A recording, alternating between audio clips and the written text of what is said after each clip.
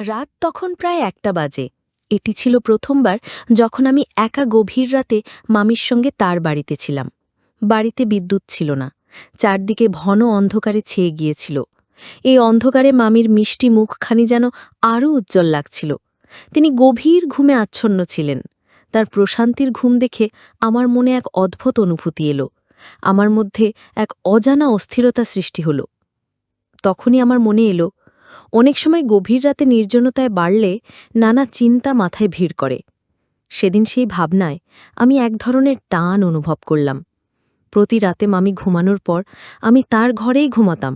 আর আমি জানতাম আমার মামি আমার চেয়ে মাত্র ৬ বছর বড়, দেখতে অত্যন্ত সুন্দরী এবং তারুণ্যে ভরপুর। তিনি সবসময় শাড়ি পরতে ভালোবাসতেন। শাড়িতে তাকে অসাধারণ লাগত। তার গায়ের রং ছিল একদমই ফর্সা। আমি লক্ষ্য করেছিলাম তিনি নিজের অনেক যত্ন নিতেন। মাঝে মাঝে ভাবতাম, মামি একা একা কিভাবে থাকেন। বন্ধুরা, আজকের গল্পটা অনেক বেশি স্পেশালও। আশা করছি তোমাদের ভালো লাগবে। আর প্রতিদিন গল্প শুনতে চাইলে ভিডিওটি লাইক, শেয়ার এবং চ্যানেলটি সাবস্ক্রাইব করো প্লিজ। তার বিয়ে হয়েছিল মাত্র ৫ মাস আগে, কিন্তু তার পরপরই তার স্বামী বিদেশে চলে গিয়েছিলেন। সেই থেকে তিনি একাই নিজের বাড়িতে থাকতেন। ছোটখাটো বিষয়েও তিনি প্রায় অস্থির হয়ে যেতেন। এমন সময় তিনি আমার মাকে ফোন করতেন, আর আমি সুযোগ পেয়ে তাদের বাড়িতে চলে যেতাম, কারণ মায়ের কথাগুলো শুনতে আমার ভালো লাগত না।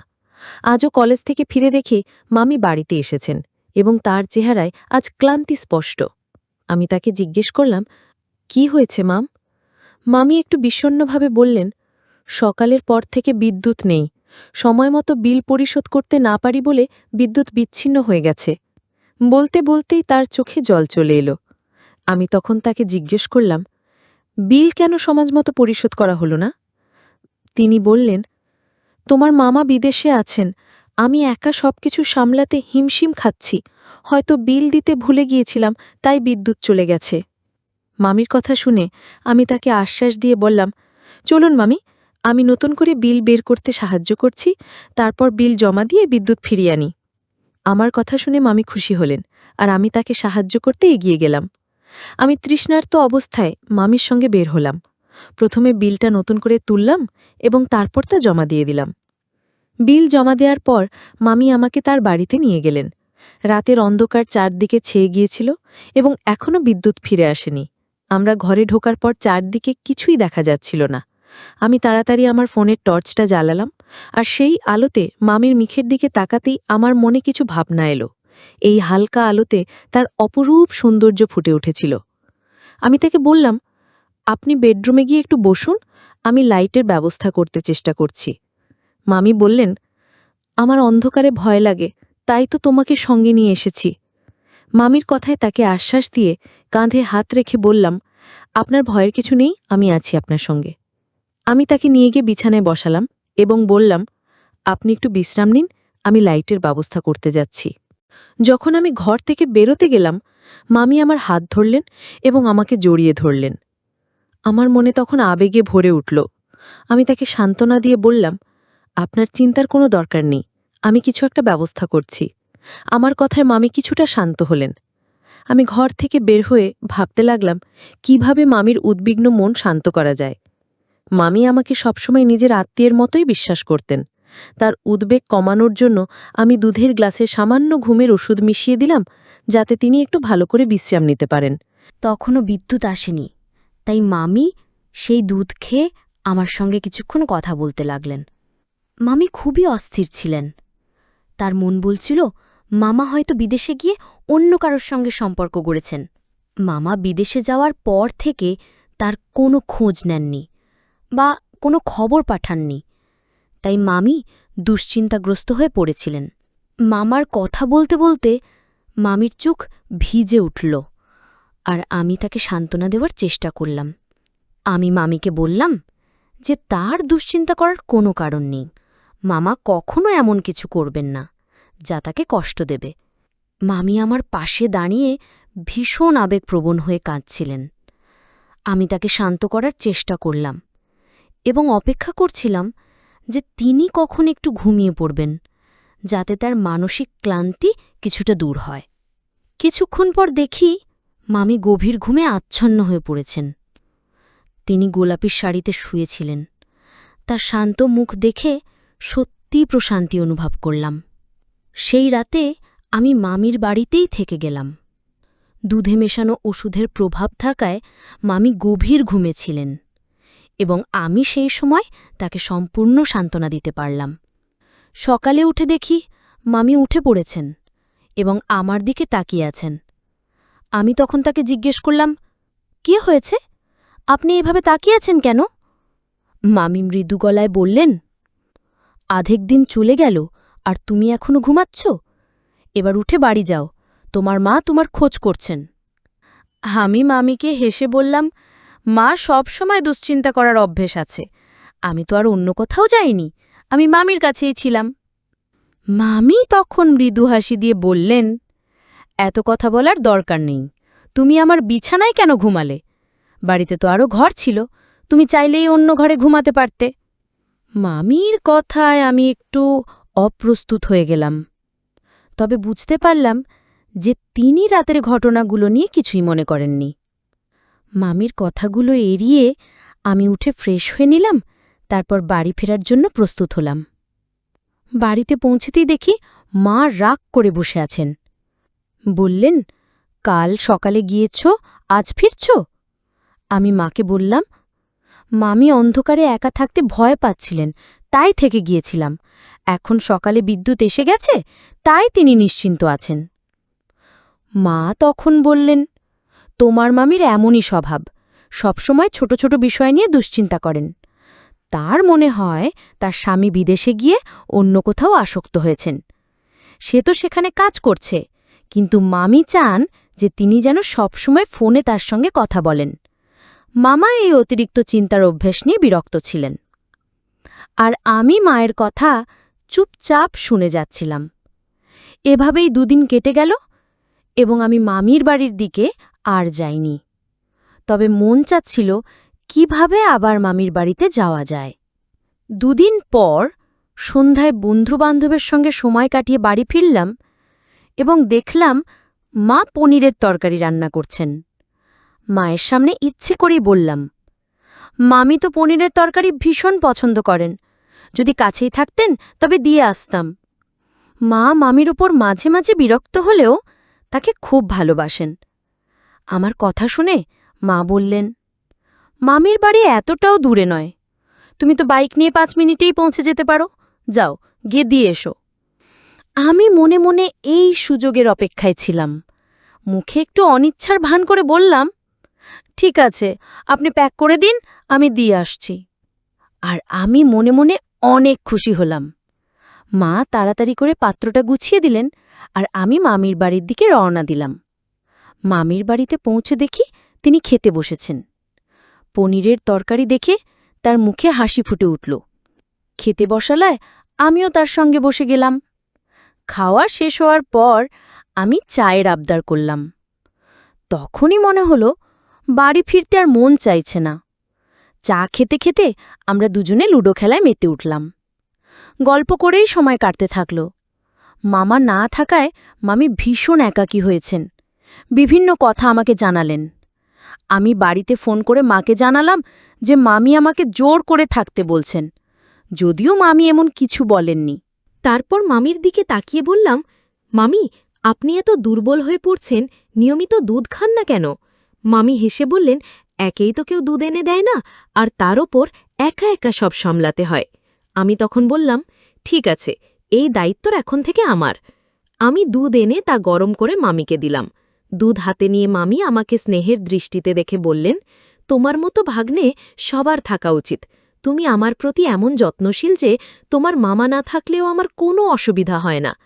মামির কথা শুনে আমি মৃদু হেসে বললাম, কিন্তু তিনি জানতেন না যে আমার এই যত্নের পিছনে ভিন্ন উদ্দেশ্য রয়েছে। মামি দুধ পান করলেন এবং কিছুক্ষণ লুডো খেলার পর নিজের ঘরে ঘুমাতে চলে গেলেন। তার ঘুমের মধ্যে আমি রাতটা নিরিবিলি কাটিয়ে দিলাম। ভোরবেলায় ক্লান্তি অনুভব করে কিছুটা বিশ্রাম নিলাম। মামির কথা মনে পড়ায় আমি পাশের সোফায় শুয়ে পড়ি, যেন কোনোভাবে তিনি সন্দেহ না করেন। পরদিন সকালে আমি একটু দেরি করে ঘুম থেকে উঠলাম। যখন আমি উঠলাম, মামিও আমার সঙ্গে জেগে উঠলেন। তিনি বললেন, তুমি রাতে এখানে ছিলে? তোমার মা তো চিন্তা করবেন। আমি হাসি দিয়ে বললাম, না, আমি মাকে আগেই ফোনে জানিয়েছি। তিনি বরং খুশি যে আপনার পাশে কেউ ছিল। নইলে একা একা আপনি কিভাবে সময় কাটান, এই ভেবেই মা সবসময় চিন্তিত থাকতেন। বিকেলের দিকে আমি বাড়ি ফিরে এলাম। মা তখন বললেন, তোমার পড়াশোনার দিকে খেয়াল দাও, মামির কাজে সারাক্ষণ লেগে থাকলে তোমার নিজের ভবিষ্যৎ নিয়ে চিন্তা করা হবে না। আমি তখন মাকে বললাম, মা, তিনি তো একা থাকেন, যদি আমরা তার কাজে একটু সাহায্য করতে পারি তাহলে খারাপ কি? তারপর আমি বললাম, এখন থেকে আমি প্রতিদিন রাতে মামির বাড়ি যাব, যাতে একটু পাহারা দেওয়া হয়। পাড়ার লোকজন বলছিল সম্প্রতি চুরির সমস্যা বেড়েছে। আমার কথা শুনে মা একটু চিন্তিত হলেন, তারপর বললেন, ঠিক আছে, তবে সকালে ঠিক সময়ে ফিরে আসবে, তোমার ক্লাস যেন মিস না হয়। আমি মাকে প্রতিশ্রুতি দিলাম যে প্রতিদিন সকালে সঠিক সময়ে ফিরে আসব বা সেখান থেকে কলেজে চলে যাব। আমি ভাবলামও, এভাবে প্রতিদিন মামির বাড়ি থাকলে পড়াশোনার ক্ষতি হবে না।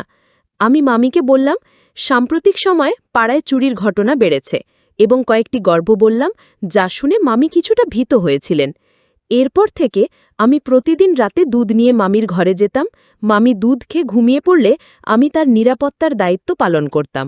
আমার এই দায়িত্ব পালন করতে পেরে বেশ সন্তুষ্ট ছিলাম, কারণ মামিও এতে বেশ আশ্বস্ত ছিলেন। ধীরে ধীরে মামি নিজেই আমাকে রাতে থেকে যাওয়ার কথা বলতেন, আর মাকেও চিন্তা করতে হতো না, কারণ আমি ঠিক সময় কলেজে যাচ্ছিলাম।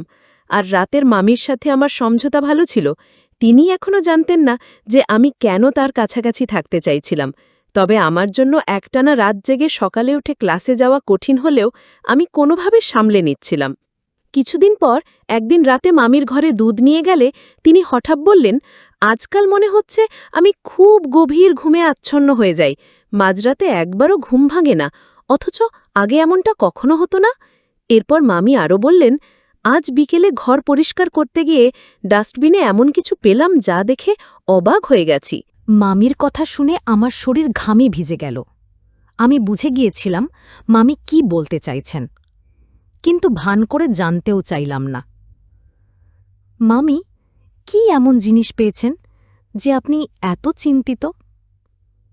আমি জানতাম তিনি সরাসরি কিছু বলবেন না, তাই আমি যেন কিছু জানি না এমনটাই দেখালাম।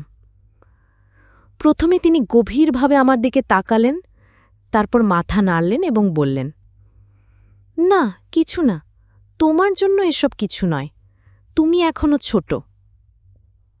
মামি তখন দুধের গ্লাস শেষ করলেন এবং কথা বলতে শুরু করলেন।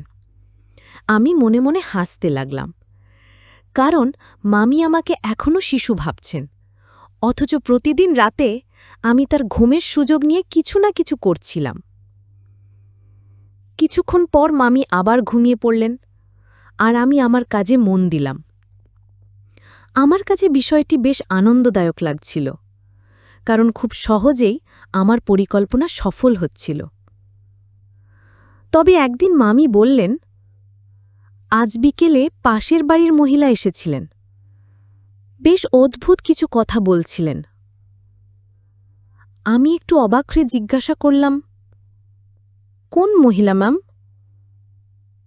বললেন, তিনি বলছিলেন যে রাতে আমাদের বাড়ির জানলা দিয়ে কিছু অদ্ভুত ব্যাপার দেখেছেন।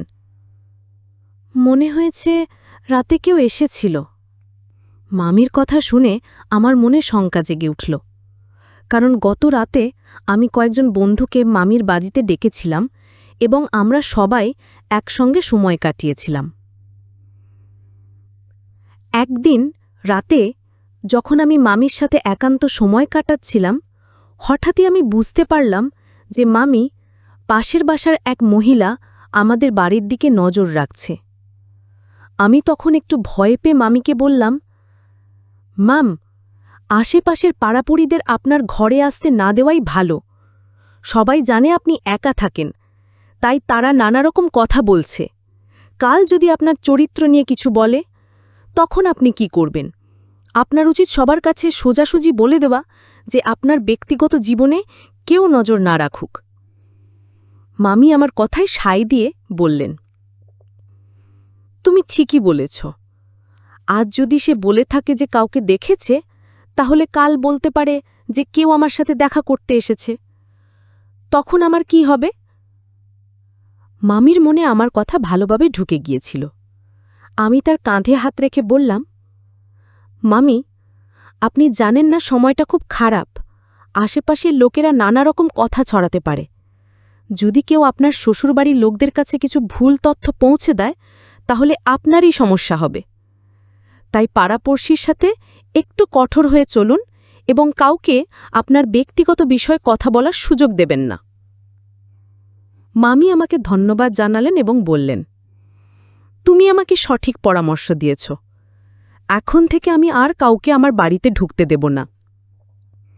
আমি মামির এই সিদ্ধান্তে খুশি হলাম। আমার সরল মনের মামি আমার প্রতি অন্ধ বিশ্বাস করতেন, আর আমি সেই সুযোগটাকেই কাজে লাগাচ্ছিলাম। সেই ঘটনার পর থেকে মামি আশেপাশের মানুষের সাথে সম্পর্ক ছিন্ন করে দিলেন এবং তার প্রতিটি সমস্যার সমাধানের জন্য কেবল আমার উপর নির্ভরশীল হয়ে পড়লেন। ছোটখাটো যে কোনো বিষয়ে তিনি আমাকে ফোন করতেন আর আমি সঙ্গে সঙ্গে হাজির হতাম।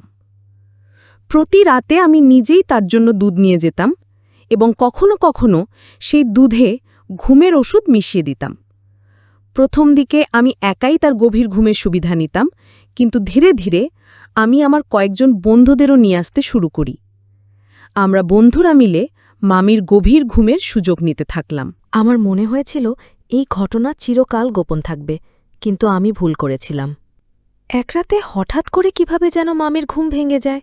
তিনি ঘর থেকে বের হয়ে এসে দেখেন আমি এবং আমার বন্ধুরা লাউঞ্জে বসে আছি। কিছুক্ষণের মধ্যেই মামি সব বুঝে যান এবং বিস্মিত চোখে আমার দিকে তাকিয়ে থাকলেন। মামির এই আচরণে আমার বন্ধুরাও ভয় পেয়ে দ্রুত সেখান থেকে চলে যায়। তাদের চলে যাবার পর মামি আমার কাছে এসে কান ধরে জিজ্ঞেস করলেন, এখানে এসব কিসব চলছে? আমি ভীষণ ভয় পেয়ে গিয়েছিলাম এবং কিছুই বলতে পারছিলাম না। আমি মামিকে বললাম, মামি, আমি শুধু পড়াশোনার জন্য বন্ধুদের ডেকেছি। কিন্তু মামি রেগে গিয়ে আমাকে একটা থাপ্পড় মারলেন এবং বললেন, আমি নিজ চোখে দেখেছি তুমি বন্ধুদের নিয়ে মাদক নিচ্ছিলে এবং 2 মেয়েকেও দেখেছি যারা রাতের অন্ধকারে তোমাদের সাথে সময় কাটাচ্ছিল। তোমার কয়েকজন বন্ধু প্রায়ই তাদের সাথে মেয়েদের নিয়ে আসত যারা তোমাদের মনোরঞ্জন করত। মামি এই দৃশ্য দেখে ফেলেছিলেন এবং বলছিলেন, তোমার কি লজ্জা নেই এই বয়সে এই ধরনের কাজ করছো? তোমাকে দেখে মনে হয় যে তুমি আমাদের পরিবারের কেউ। মামির কথা শুনে আমার মাথা নিচু হয়ে গেল। আমি তাকে বললাম, মামি, আমি তো বন্ধুদের সাথে একটু মজা করতে চেয়েছিলাম, কিন্তু মা এসব কিছুতেই অনুমতি দেন না। মনে হয় মায়ের মানসিকতা এখনও অনেক পুরনো। মা আমার বন্ধুদের পছন্দ করেন না, তাই আমি রাতের বেলা এখানে চলে আসি। আজও আপনি দুধ খেয়ে ঘুমিয়ে পড়েছিলেন, তখনই আমরা একটু মজা করছিলাম। এতে কি ভুল আছে? আমরা তো শুধু একটু আনন্দ করছি। আমার কথা শুনে মামি আমাকে আরেকটা থাপ্পড় মারলেন এবং বললেন, কিছু তো লজ্জা করো। তুমি যেটা মজা বলছো সেটা তো আসলে বিপদের পথে নিয়ে যাচ্ছে। তুমি একবারও ভাবো না যে তুমি নিজের ক্ষতি করছো? আমি তো আগে বলেছিলাম তুমি কোনো ভুল পথে পা বাড়িয়েছ। জানো, তোমার মা দিন রাত খেটে তোমার কলেজের ফি দেয়, আর তুমি এখানে এসব করছো। তুমি যে ভাবতে পারো না যে তোমার মা কত ত্যাগ স্বীকার করে তোমাকে বড় শহরের ভালো কলেজে পড়াতে পাঠিয়েছে। যদি তুমি নিজের চেষ্টা না করো তাহলে তোমার মায়ের কষ্ট সব বৃথা যাবে। হয়তো আমার নিরীহ বোন বুঝতে পারেনি যে তুমি সেই যোগ্য নও। তুমি তো শুধু খারাপ সঙ্গেই পড়ে গিয়েছ, আর আজ তাই এমন পথে চলে যাচ্ছ। মামির কথা শুনে আমার মাথা ঘুরে গেল। তিনি বললেন, এখনই তোমার মাকে ফোন করে সব বলে দেব। আমি ভয়ে কাঁদতে কাঁদতে মামির সামনে হাত জোর করে বললাম, মামি, মামি, দয়া করে মাকে কিছু বলবেন না। সত্যি বলতে এসব শুনলে তিনি খুব কষ্ট পাবেন। মামি হতাশ হয়ে বললেন, তাহলে এসব করার আগে একবার ভাবতে পারলে না? আমি বুঝতে পারছিলাম কেন আমি প্রতিদিন গভীর ঘুমে ডুবে যেতাম। আসলে তুমি আমার এই বিশ্বাসের সুযোগ নিয়ে আমার বাড়িতে এমন সব জায়গা তৈরি করেছিলে। নিজেকে লজ্জা হওয়া উচিত তোমার। মামি কথা বলতে বলতে কান্নায় ভেঙে পড়লেন। তিনি সোফায় বসে রইলেন আর আমি তাকে আশ্বস্ত করার চেষ্টা করলাম যে ভবিষ্যতে কোনো ভুল কাজ আর করব না। কিন্তু তিনি আমার উপর বিশ্বাস রাখতে রাজি ছিলেন না। তিনি বললেন, যে ছেলে প্রতিদিন নিজের মামিকে ঘুমের ওষুধ দিয়ে ঘুম পাড়াতে পারে সে তো কিছুই করতে পারে। তুমি আমার একাকিত্বের সুযোগ নিয়ে আমার বাড়িটাকে প্রায় একটা ক্লাব বানিয়ে ফেলেছিলে।